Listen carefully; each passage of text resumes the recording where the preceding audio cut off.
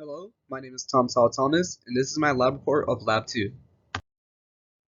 In this lab report, I will first introduce the lab, then I'll do a review of the key concepts and formulas, then talk about the assumptions made throughout the experiment, talk about the data and observations made, go over both glow script models from Lab 1 and this one, and then answer the discussion questions.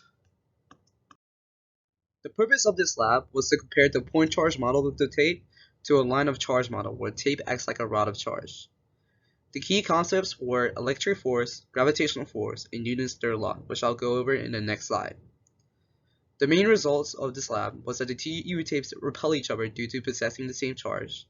The U-tape was attracted to the negatively charged pen, so it has a positive charge, and that the U-tape has a charge of 2.61 times 10 to the negative 8 coulombs. Electric force is the force that occurs between charged entities. It can be either attractive or repulsive. The formula for a point charge is, to the right, F equals K Q1 Q2 over R squared. The formula for the force due to a rod of charge or a line of charge is Q squared in this instance, or Q1 times Q2, over R times the square root of R squared plus L over 2 squared. Gravitational force is the attractive force between objects and is equal to mass times gravity. And Newton's third law states for every action there is an equal and opposite reaction. With the electrical force, the force on both charged entities is the same, as shown in the diagram below. There were two assumptions made in this experiment. First, that each U-tape has the same net charge and the charge is evenly spread, and that air resistance is negligible. However, in this lab, we did not assume that the tape acted like a point charge, as we were going off a line of charge model. Observations made in this experiment was that the U-tape was attracted to my hand, a neutral object, the two U-tapes repelled each other, and that the U-tape was attracted to the negatively charged pen. It was able to be concluded that the U-tape is positively charged. In the experiment, some measurements made was that the length of the tape was 0.2 meters, the mass of the tape was 0.0002 kilograms, the distance between the two tapes, tape A and tape B, was 0.03 meters after tape B had floated. The gravitational force on tape B was 0.00196 newtons. Tape B had zero acceleration, so it was assumed that the electrical force and gravitational force was in equilibrium. The electrical force formula for a line of charge with the same two charges was used, and it was set equal to the gravitational force. And when solved for the charge, it was found that the charge on a single piece of tape, or tape B, was 2.61 times 10 to the negative 8 coulombs.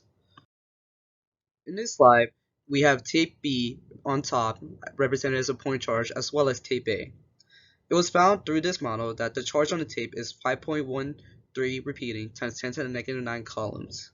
The magnitude of the electric force and the magnitude of the gravitational force was equal at 0.00196 units as well. Shown in the diagram here is the two tapes represented as line charges. The bottom tape is tape A and the top tape is tape B. As shown, there are two vectors pointed from tape B.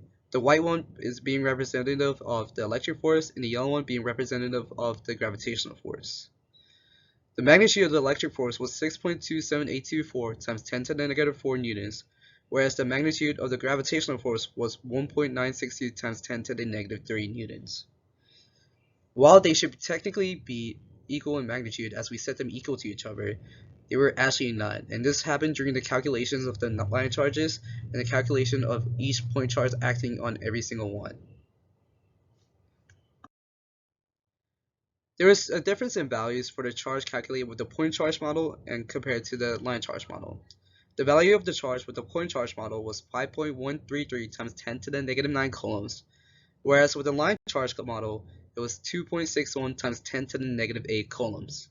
These estimates differ due to the difference of formula being used. However, the line charge is more likely to be closer to the actual value as it is more realistic of the situation, as the tape was not a single point charge but more like a rod of charge or a line of charge. This is what I'm saying even though we didn't get the exact same electric force value as the gravitational force value as shown in this previous slide. Thank you for listening to me.